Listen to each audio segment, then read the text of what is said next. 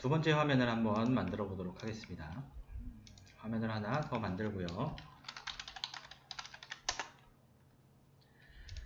사이즈도 좀 다시 작게 만들겠습니다. 이번에는 뷰를 두 개를 만들도록 하겠습니다. 서치 뷰를 만들 거고요. 그리고 마스터 뷰도 하나 만들도록 하겠습니다. 서치 쪽에는 이제 컴포넌트를 배치하는 형태로 만들 거고, 두 번째 마스터 쪽은 그리드를 만들어서 넣을 겁니다. 서치 쪽에서 사용할 모델은 그대로 서치 모델 만들어 놓은 게 있죠. 그거를 사용을 할 거고요. 마스터 쪽은 모델을 하나 더 만들도록 하겠습니다. 마스터 모델이라는 걸 만들 거고요. 얘는 데이터를 가져오게끔 할 거라서 서비스 URL도 작성을 하겠습니다. 마스트에 UI에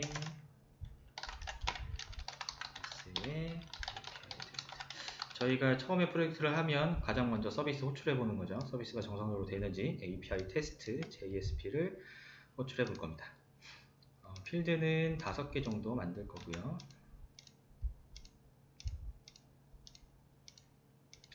설정 정보는 제가 기존에 만들어 놨던 게 있어서 그거를 가져다 쓰겠습니다.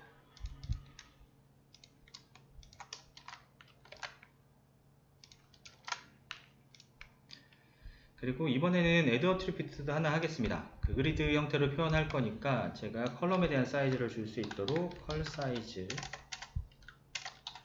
라는 것도 하나 만들어서 넣도록 하겠습니다. 그래서 idx 값은 40으로 주고 나머지는 80 사이즈가 될 수 있도록 작업을 할 겁니다. 그러면 마스터 뷰 모델이 만들어졌죠. 네, 마스터 모델을 만들었고요. 그러면 이제 뷰도 만들어야 될 필요가 있겠죠. 뷰도 2개를 만들 겁니다. 우선은 서치 뷰를 하나 만들 거고요. 서치 뷰 먼저 만들어 보도록 하죠. 우선은 이것도 스크립트는 제가 미리 만들어 놨던 걸 사용을 하고 제가 어떤 식으로 구성을 했는지에 대한 설명을 드리도록 하겠습니다. 기존에 만들어 놨던 거를 복사하고요. getView generation result를 복사를 했고, 이번엔 attribute list도 하나 추가를 해 보도록 하겠습니다. 그리고 화면을 만들기 위한 함수도 작성해 놓은 걸 가지고 오겠습니다. 네. 스크립트를 하나씩 좀 설명드릴 건데요. 앞에 파라미터를 가져오면 스트링으로 되어 있다고 그랬죠. 그래서 그거를 제가 제이슨 형태로 쓰기 위해서 필드스 가져왔고요, 컨텐츠 가져왔고, 어트리뷰트도 가져왔습니다. 그리고 컨텐츠 쪽에다가 가져와서 모델을 만들 거고요, 컴포넌트 만드는 거죠. 데이터셋, 만들어진 컴포넌트에다가 데이터셋을 바인딩해서 사용을 할 거거든요. 그래서 데이터셋도 하나 만들 거고요. 그리고 모델 컴포넌트와 데이터셋 바인딩 정보를 설정하기 위해서 바인딩 정보, 바인딩 인포도 하나 만들도록 하겠습니다. 이렇게 만들고 v 리절트가 리턴 되도록 했습니다. 그러면 get 모델 쪽 함수를 먼저 보시게 되면, 우선 이걸 먼저 보죠. get view attribute list 쪽, 제가 추가 옵션 attribute를 추가했다고 했죠. 그래서 안에 쓴 게 attribute 하나 추가할 거고요. 리스트에 조회 버튼을 사용할 건지 여부에 대한 설정하는 겁니다. 디스크리션 써놨고, 에디트 타입은 볼렌으로 설정을 해놨고요. 기본적으로 사용을 할 거기 때문에 디폴트 값으로 true를 줬습니다. 디폴트 값으로 설정할 수 있다는 것도 한번 볼 수 있겠죠. 그래서 이렇게 정보를 가지고서 이제 화면에 있는 컴포넌트들을 만들 건데요. 다른 것보다 우선 필드스, 모델에 있는 필드에 대한 정보를 개수를 가져옵니다. 그리고 어트리뷰트스에 있는 버튼을 사용할 건지 여부를 가져오는 거고요. 그리고 컴포넌트가 생성된 위치랑 사이즈 값을 기본 값으로 하나 설정을 해놨습니다. 그리고 뷰가 가지고 있는 리얼 위드랑 리얼 헤이트를 가져왔죠. 이걸 가지고서 컴포넌트가 배치가 될 때 만약에 사이즈보다 넘치는 컴포넌트라고 하면 하단으로 내려가서 표현하게끔 구성을 할 겁니다. 그리고 컴포넌트가 배치될 때 저희가 여백을 주는 경우가 많죠. 뭐 컴포넌트 사이에 간격을 준다던가 아니면 상하 좌우에 간격을 줄 건데 그걸 사용하기 위해서 저는 오브젝트로 패딩이라는 것을 만들어 놨습니다. 각각 10씩 떨어지게끔 만들었고요. 그리고 서치 버튼 같은 경우에는 사이즈를 고정해서 쓰는 경우가 많죠. 그래서 서치 버튼에 대한 사이즈도 미리 정의를 해놨습니다. 그래서 이제 컴포넌트를 생성을 할 건데 처음에 탑 값을 0에서부터 패딩이 적용된 10까지 해서 처음에 만들어진 컴포넌트가 탑에서 10만큼 떨어진 위치에 만들어지도록 설정을 해 놓은 거고요. 그 다음에 for 루프를 돌면서 필드, 결국엔 모델에서 가져온 값만큼 루프를 돌 겁니다. 그래서 그 필드에 대한 값을 쭉 가지고 올 거고요. 여기가 이제 컴포넌트를 만드는 부분입니다. 스태틱을 만들어 놨죠. 결국엔 레이블을 쓰기 위해서 스태틱을 만들어 놨고 이걸 만들기 전에 레프트 값을 또 설정을 해놨습니다. 기본 값은 0으로 해놨었고요. 패딩을 10만큼 줬으니까 레프트에서 10만큼 떨어진 위치부터 컴포넌트가 생성이 될 겁니다. 스태틱 만들었고 그 만들어진 스태틱 뒤쪽에다가 이제 컴포넌트를 배치를 해야 되겠죠. 그래서 레프트 값을 또 바꿉니다. 기존의 레프트 값에서 위드 값 컴포넌트 그 스태틱 사이즈가 되겠죠. 사이즈에서 10만큼 더 떨어진 값으로 레프트를 줘서 레이블이 생성된 거 뒤에 10만큼 떨어진 위치에다가 컴포넌트를 배치를 할 겁니다. 그래서 컴포넌트를 만드는 영역인데 여기서도 제가 함수를 하나 선언을 해놨습니다. 얘가 하는 역할이 컴포넌트를 생성을 할 건데 그 컴포넌트의 타입이 컴포넌트가 어떤 컴포넌트를 쓸 건지를 정의를 해놓은 함수입니다. 이걸 할 때 프로젝트를 하다 보면 두 가지가 필요합니다. 우선 컴포넌트가 어떤 건지 그리고 생성할 때 컴포넌트 앞에 붙을 프리픽스를 뭘로 줄 건지 뭐 스태틱 같은 경우에는 컴포넌트 스태틱 명칭이 될 거고요. 프리픽스로 st가 붙도록 해놨습니다. 만약에 프리텍스트로 필드 타입이 정의되어 있다고 하면 저는 edit를 쓸 겁니다. 그리고 프리픽스로 edt라는 값이 붙도록 할 거고요. select on으로 만약에 들어왔다고 하면 콤보를 쓸 거고 프리픽스로 cmb라고 붙도록 하겠습니다. 만약에 select any로 한다고 하면 체크박스 쓸 거고 chk 쓸 거고요. 이거는 이제 필드 타입에 대해서 따라서 이제 컴포넌트를 어떤 걸 쓸 건지 설정한 건데 그 외에 만약 데이트 타입이 데이트라고 한다면 캘린더를 쓸 수 있도록 또 정의를 해놨습니다. 이 부분은 프로젝트를 어떤 식으로 진행하는지에 따라서 다 다르실 것 같아요. 그래서 그거에 대한 예시라고 보시면 될 것 같고요. 이런 형태로 들어온 필드 값에 따라서 어떻게 컴포넌트들을 사용을 할 건지 정의하는 함수를 만들어 놨다고 보시면 될 것 같고요. 그래서 얘로 다시 올라가 보면 그렇게 정의되어 값을 가지고 와서 컴포넌트를 생성할 건데 컴포넌트의 태그, 여기가 이제 컴포넌트 명칭이 들어가겠죠. 뭐 스태틱이나 버튼, 뭐 에디트 그게 들어갈 거고요. 어트리뷰트로 정의를 하는데 id는 앞에 프리픽스 붙이고요. 그리고 필드 id로 가져온 값을 컴포넌트 id로 사용하도록 이렇게 정의를 했습니다. 텍스트 쪽에다가 레이블 값이 들어가고 그 컴포넌트의 위치 값이 들어가도록 정의를 해놓고 이렇게 컴포넌트가 추가되면 이후에 이제 다음 컴포넌트를 또 for 루프를 돌면서 추가를 하겠죠.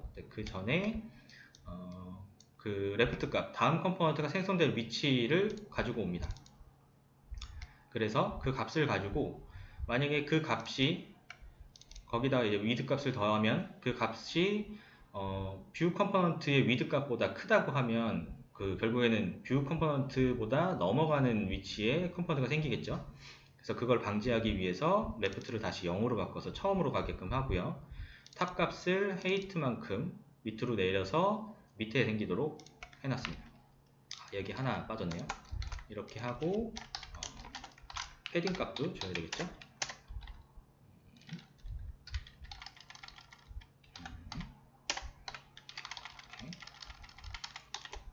그러면 간격이 떨어진 상태로 밑에 컴포넌트가 생기죠. 그렇게 이제 반복되면서 실행이 될 겁니다. 근데 그 전에 제가 체크를 하나 해놨습니다. 만약에 서치 버튼이 있다고 한다면 이걸 해놓은 게 뷰 컴포넌트의 사이즈도 중요하겠지만 만약에 뒤쪽에 서치 버튼이 만들어져 있다면 그 영역을 뺀 만큼 계산을 해서 컴포넌트를 밑으로 내리는 작업을 해야 되겠죠. 그래서 만약에 서치 버튼이 있으면 위드 값을 다시 계산할 수 있도록 그 뷰 컴포넌트의 위드를 재정의를 하는 작업을 한번 합니다. 이렇게 해서 컴포넌트를 쭉 만드는 작업을 하고요.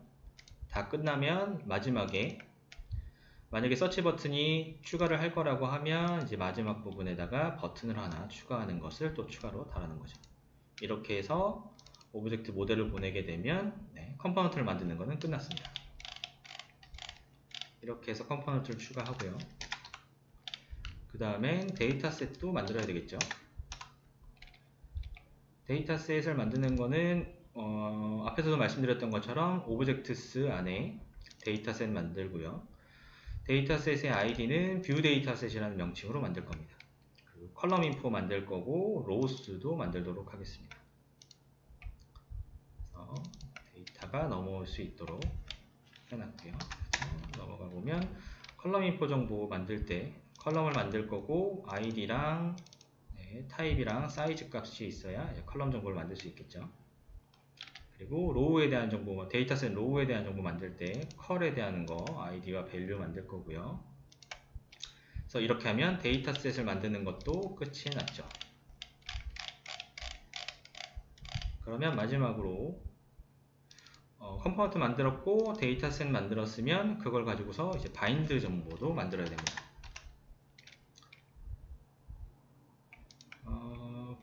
바인드를 할 때 이제 쓰려고 하는 데이터셋은 앞에서 만들었던 뷰 데이터셋이라는 데이터셋이랑 바인딩을 걸게끔 할 거고요. 그리고 아이디는 제가 아까 만들었던 아이디는 이제 바인딩 인포의 고유 아이디를 만들어야 되기 때문에 제가 고유한 값을 가질 수 있도록 컴포넌트에 대한 아이디랑 데이터셋 아이디를 가져다가 조합해서 만들도록 했습니다. 그리고 연결할 컴포넌트에 대한 아이디 했고요. 어떤 데이터셋이랑 연결할 건지, 그리고 그 데이터셋의 컬럼 정보, 얘는 이제 모델에 대한 정보에서 가져온 값이 되겠죠. 그리고 얘랑 연결될 프로퍼티가 value라는 거를 정의를 해놨습니다. 이렇게 해서 바인딩 정보를 만들어서 JSON 형태로 만들어서 넘기게 되면 바인딩 인포도 만들어지게끔 되겠죠. 그래서 리턴을 하면 이제 데이터셋과 연결된 조회 화면이 만들어졌습니다. 얘를 정상적으로 되는지 한번 실행을 한번 해볼까요? 뷰를 만들어 놨고요. 모델을 연결해야 되겠죠? 서치 모델을 가져다가 놓고요. 제가 좀 전에 만든 서치 뷰가 포함이 되어 있습니다. 네, 모델에 대한 정보 전체 선택을 해놨고요. 넥스트. 네, 추가적인 옵션 화면이 하나 열렸죠? 네, 서치, 쇼 서치 버튼 사용할 건지 디폴트 값 true로 설정되어 있고요. 그리고 디스크립션 써놓은 거는 이쪽 하단에 이렇게 표현되는 것도 보실 수 있습니다. 피니시 하게 되면 좀 전에 설정해뒀던 값으로 이제 화면이 만들어졌습니다. 사이즈가 작아졌을 때도 제대로 표현이 되는지 한번 볼까요? 똑같이 하고요.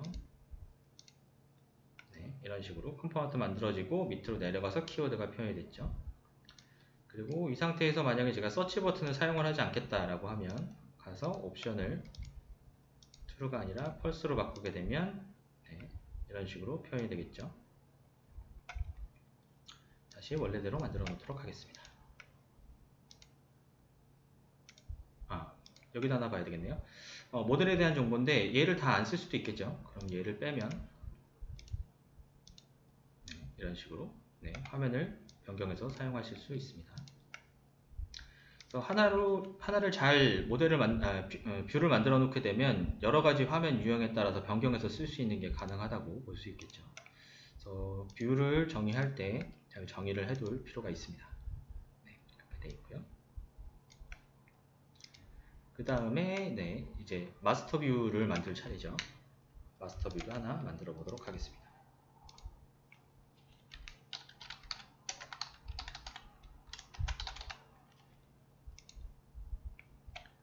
스크립트 똑같이 만들어져 있고요. 여기서 쓰는 스크립트도 제가 기존에 만들어 놨던 거를 가져다가 쓰겠습니다.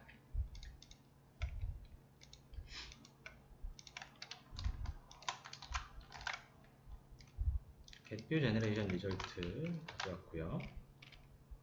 어트리뷰트는 따로 추가할 게 없기 때문에 작성을 하지 않았습니다.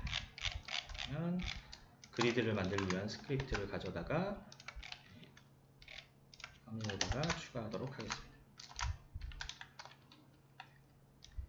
그러면 이거 스크립트도 한번 볼 건데요. 우선은 3개의 파라미터 가져와서 그 중에서 전 어트리뷰트를 사용 안 했기 때문에 얘는 안 만들었습니다. 그리고 안에 추가할 거는 모델과 오브젝트만 추가를 했습니다. 결국엔 그리드 만들 거고요. 오브젝트로 바인딩할 데이터셋을 만드는 거죠. 모델 쪽을 먼저 가보면요. 만드는 구조는 거의 비슷합니다. 근데 아무래도 그리드로 만드는 거기 때문에 모델에 대한 정보를 그리드 폼에 맞게끔 만들어야 되겠죠. 그래서 컴포넌트스에다가 그리드를 추가를 했고요. 그리드의 아이디는 그리드 마스터라고 만들었습니다. 컴포넌트의 포지션은 뷰랑 딱 맞게끔 정의를 해놨고요. 레프트 탑, 라이트 바텀을 0으로 갈 수 있게끔. 그리고 그리드 같은 경우에는 바인드 해야 되겠죠. 그래서 데이터셋 만든 거를 여기다 연결될 수 있도록 뷰 데이터셋으로 설정을 해놨습니다. 그 다음에 그리드 안쪽에 있는 포맷을 설정을 하는 부분인데요. 보시면 포맷 안에 포맷이 들어가 있는 걸 보실 수 있습니다. 구조가 결국엔 저기입니다. 그 그리드를 더블 클릭하면 컨텐츠 에디터 열리고 거기서 스크립트 쪽에 보시면 포맷 정보가 있죠. 그걸 만들듯이 똑같이 이 안에 그리드 안에다가 포맷에 해당하는 정보를 만들어서 넣게 되면 그리드로 표현되는 방식이죠. 그래서 그리드 포맷의 아이디는 디폴트로 설정을 했고요. 포맷 안에 컬럼이라는 태그 만들어서 컬럼들 쭉 등록하고요. 로우스 만들었고요. 밴드에다가 헤드밴드, 바디밴드를 만드는 스크립트를 했습니다. 컬럼 정보 쪽에 가서 보게 되면 이렇게 컬럼 정보를 추가하죠. 여기서 하나 보셔야 되는 것은 제가 필드 쪽에다가 추가로 애드 어트리뷰트를 해놨죠. 컬 사이즈라고. 그래서 여기서 컬 사이즈를 가져다가 이제 컬럼을 만들 때, 그리드 컬럼을 만들 때 이쪽 사이즈를 받아서 만들어질 수 있도록 구성을 해놓은 겁니다. 그래서 컬럼을 만들어지도록 해놨고요. 로우스도 만들어야 되겠죠. 바디 로우, 헤더 로우와 바디 로우를 만들 거고요. 사이즈는 24 기본 사이즈로 해놨습니다. 그 다음에 헤더를 만들어야 되겠죠. 헤더를 만들면 결국에는 셀에 대한 스크립트 작업을 합니다. 필드에 대한 정보를 가져다가 셀을 구성을 하죠. 아이디를 고유한 키값으로 쓰기 위해서 필드 아이디를 가져다가 만들어 놨고요.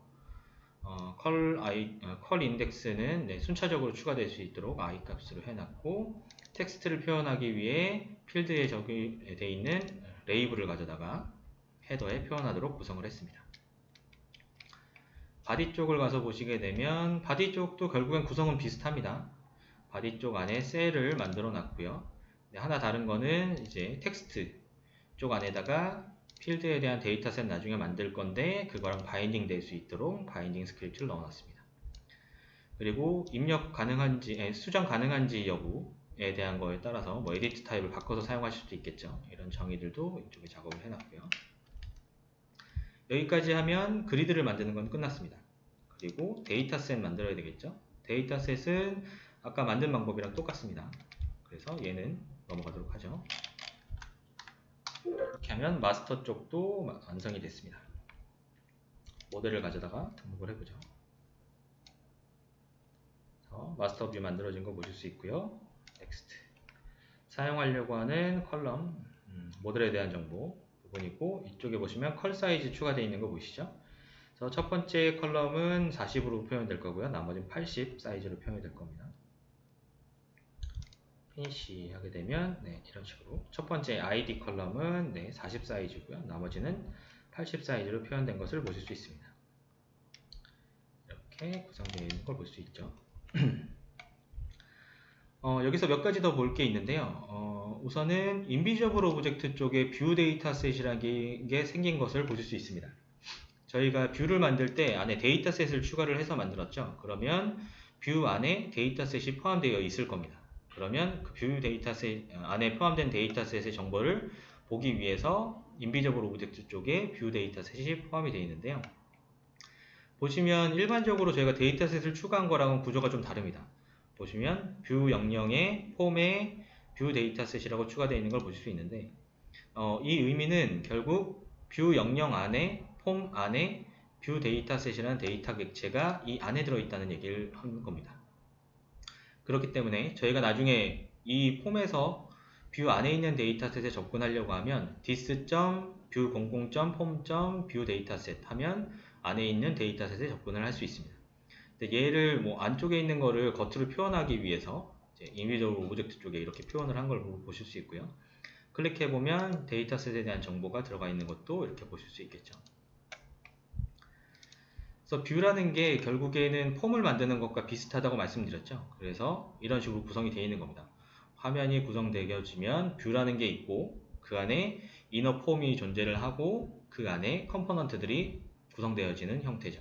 디비전이랑 비슷하다고 말씀드렸던 것과 동일한 맥락일 것 같아요. 그래서 이렇게 구성된 것을 보실 수 있습니다. 그래서 화면까지는 만드는 걸 끝냈고요. 그 다음에 여기다가 이제 서치 버튼을 눌렀을 때 데이터를 조회해 오는 거를 작업을 해보도록 하겠습니다. 액션을 만들어야 되겠죠? 모델 디벨로퍼로 넘어가서요. 액션을 하나 추가하도록 하겠습니다. 인비저블 오브젝트로 액션을 선택하시고요. 서치 액션이라는 것을 만들겠습니다. 액션을 서브 그룹을 액션으로 설정하고 레지스트레이션을 allow로 설정을 합니다. 그리고 이제 프로퍼티를 추가를 할 건데요. 저희가 그 모델에 대한 정보를 가져와서 서비스를 호출할 거기 때문에 서비스 ID와 서비스 URL을 추가를 할 겁니다. 그리고 나중에 get content에서 컨텐츠를 가져와야 되겠죠? 그래서 그 컨텐츠에 대한 설정도 진행을 할 겁니다. 그래서 만약에 get content를 해서 컨텐츠를 가져오려고 한다면 여기에서 프로퍼티의 옵션을 하나 변경을 해야 되는 게 있습니다. 이쪽에 보면 컨텐츠라는 게 하나 있고요. 얘가 기본으로는 펄스로 되어 있는데 얘를 true로 바꿔주셔야 나중에 모델에 대한 정보를 가져와서 사용을 할 수 있습니다. 이 부분 추가하셔야 된다는 거 기억하시고요. 그리고 만들어야 되는 게 서비스 ID를 만들도록 하겠습니다. 이 서비스 ID가 모델에 있는 서비스 ID를 얘기를 합니다. 그리고 서비스 URL 그 ID랑 연결되어져 있는 URL 정보를 가져오기 위한 프로퍼티입니다. 그래서 edit 타입은 모델 서비스 ID라고 정의되어 있는 게 있고요. 얘를 선택하면 나중에 모델 리스트를 볼 수 있고 거기서 서비스 ID를 선택할 수 있습니다. 그리고 서비스 URL은 그냥 스트링으로 입력을 받을 거고요. 그리고 여기 추가적인 설정을 하나 더 할 건데 바로 Refresh Properties라는 겁니다. 이게 어떤 의미냐면요. 만약에 서비스 아이디를 나중에 프로퍼티 상에서 변경을 하면 그 변경될 때 연관되어진 프로퍼티를 같이 변경할 거를 적용하는 영역입니다. 이거에 대한 거는 이쪽 커먼 인포메이션 쪽에 리플래시 쪽에서 보실 수 있고요. 그리고 예시로 하나 설명드리면 이런 녀석이 있습니다. 예를 들면 이너 데이터셋 같은 경우가 있겠죠. 저희가 콤보나 이런 데서 이너 데이터셋을 변경하면 같이 바뀌어야 되는 녀석이 텍스트, 밸류, 인덱스 같은 값이 같이 바뀌어야 되겠죠. 밸류 같은 걸 바꿀 때에도 밸류가 바뀌면 텍스트 값도 같이 바뀌어야 될 필요가 있겠고요. 이런 식으로 바뀌어야 되니까 ID가 바뀌었을 때 URL도 같이 변경돼서 들어올 수 있도록 그 작업을 하나 추가하겠습니다. 우선 변경될 프로퍼티의 명칭을 쓰고요.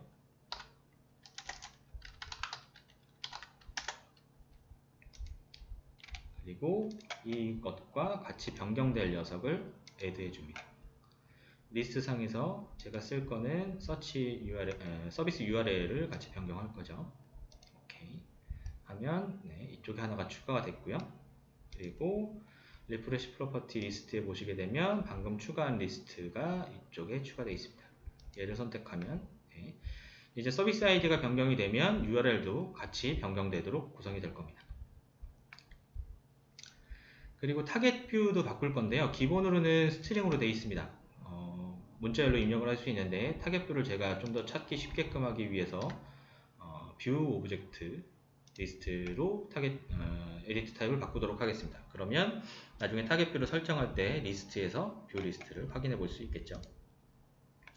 이렇게 적용을 했고요. 그러면 메타인포 쪽에는 이렇게 정의를 해놨으니까 이거에 대한 스크립트 작업은 여기 JS에 가서 해야 되겠죠. 제가 기존에 만들어 놨던 프로젝트에서 관련된 스크립트를 좀 가져오도록 하겠습니다.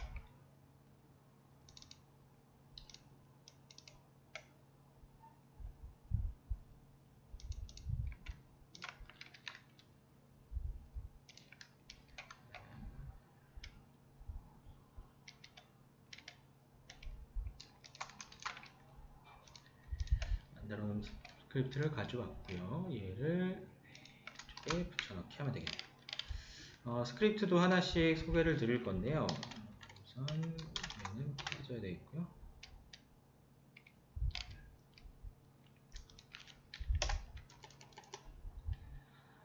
제가 프로퍼티 두 개를 추가해 놨으니까 그 프로퍼티를 받을 세터 함수랑 초기화를 진행을 해야 되겠죠.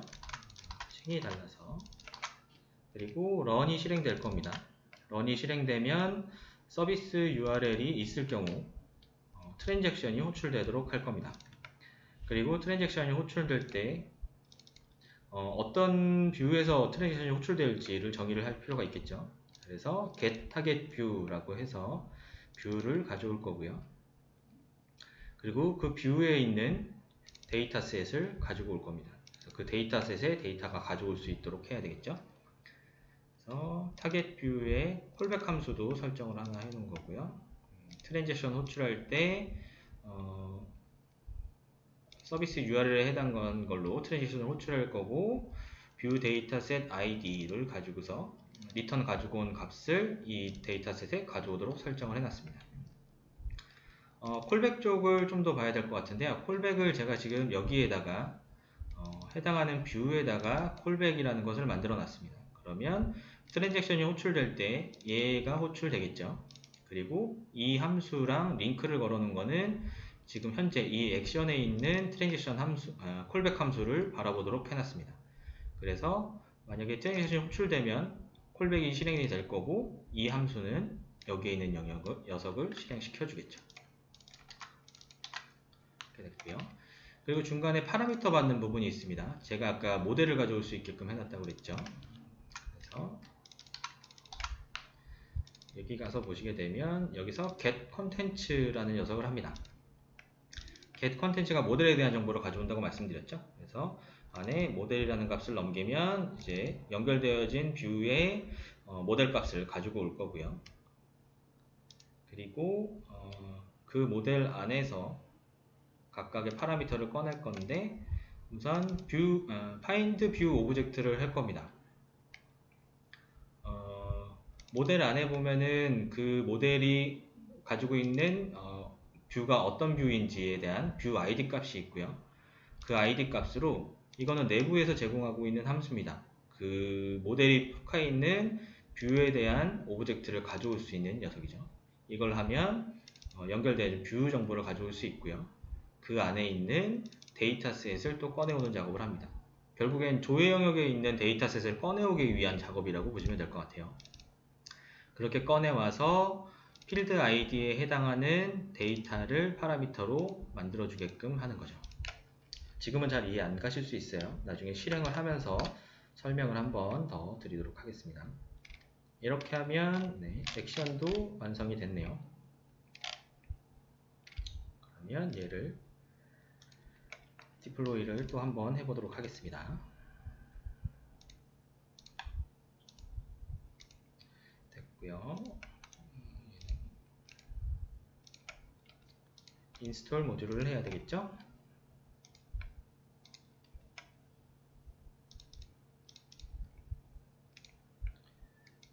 인스톨 모듈을 하게 되면 제가 추가로 만든 서치 액션이라는 게 추가되어 있는 것을 보실 수 있습니다. 인스톨.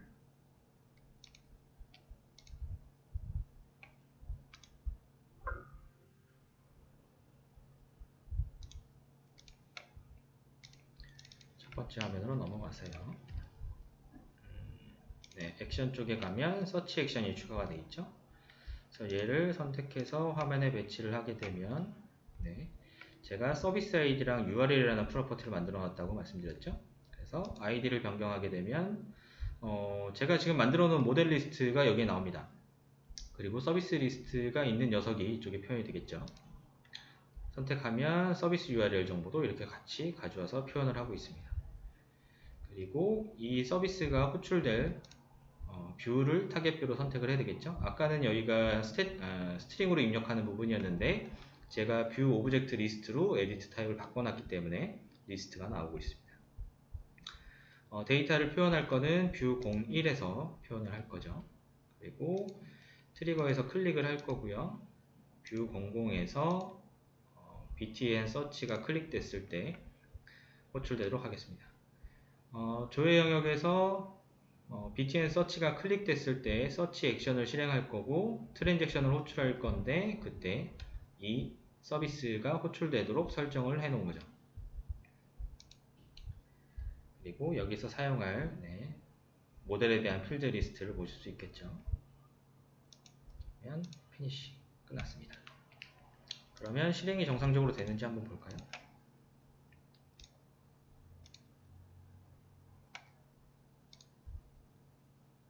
네, 제가 서비스를 키워놓지 않습니다. 톰캣을 하나 켜야 되겠죠.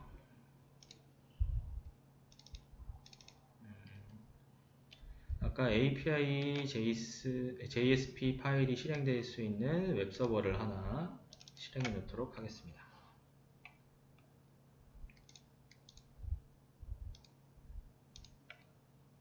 조회를 하게 되면 데이터를 가져와서 이렇게 그리드에 표현하는 것을 보실 수 있습니다.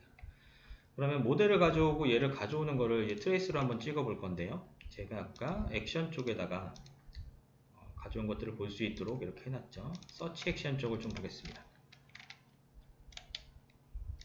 여기서 트레이스를 좀 찍어 볼 건데요. 우선 파라미터를 어떻게 가져오는지 한번 볼까요?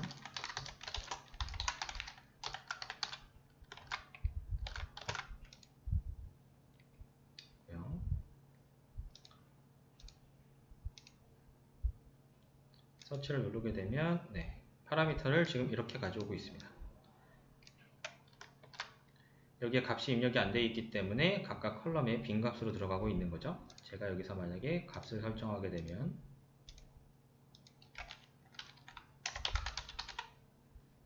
서치했을 때 이런 식으로 파라미터가 들어가게끔 되어 있습니다.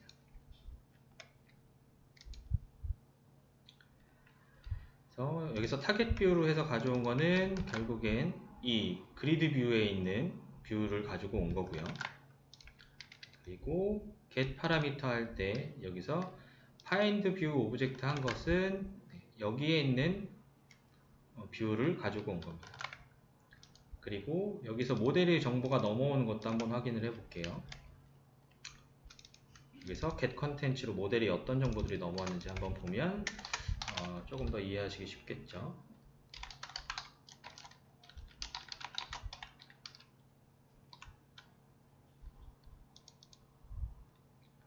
이쪽에 잠시만요.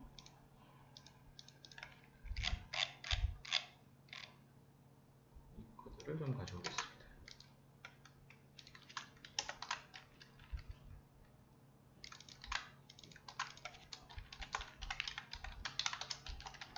모델 정보도 한번 찍어볼 겁니다.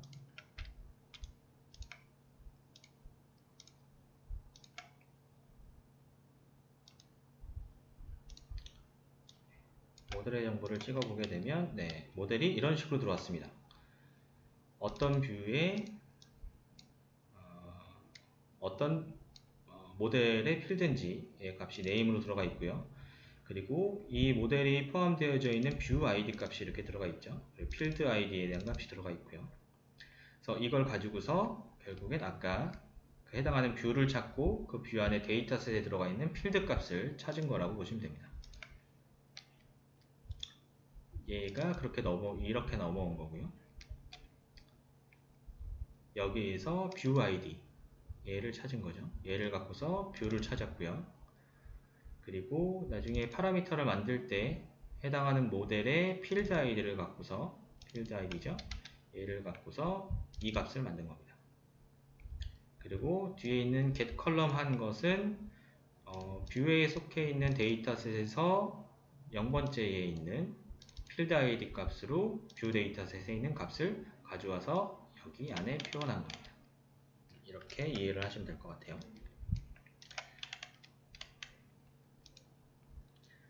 이렇게 해서 데이터를 조회해 오는 것까지도 한번 진행을 해봤습니다. 서치 영역 만들었고요. 그리드 영역 만들었죠.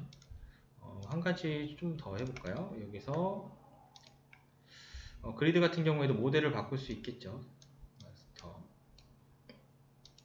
컬럼을 지금 5개를 해놨는데 만약에 제가 사용하고자 하는 컬럼이 3개만 된다고 했을 때 이렇게 설정을 할 수 있겠죠. 그리고 컬럼에 대한 값 사이즈를 100으로 바꿀 수도 있을 거고요. 피니시 하면 그거에 맞게끔 그리드 포맷을 바꿔서 사용할 수도 있습니다. 그리드 쪽을 뷰를 만드는 것도 결국엔 어떻게 동적으로 구성할 수 있게끔 할 건지도 주요한 얘기가 될 것 같습니다. 여기까지 해서 데이터를 조회해 오는 간단한 화면을 한번 만들어 봤고요. 지금은 그냥 조회 마스터 화면이었다면 다음으로 만들어 볼 거는 조회와 마스터 그리고 디테일 화면까지 되어 있는 것을 실습을 한번 해보도록 하겠습니다.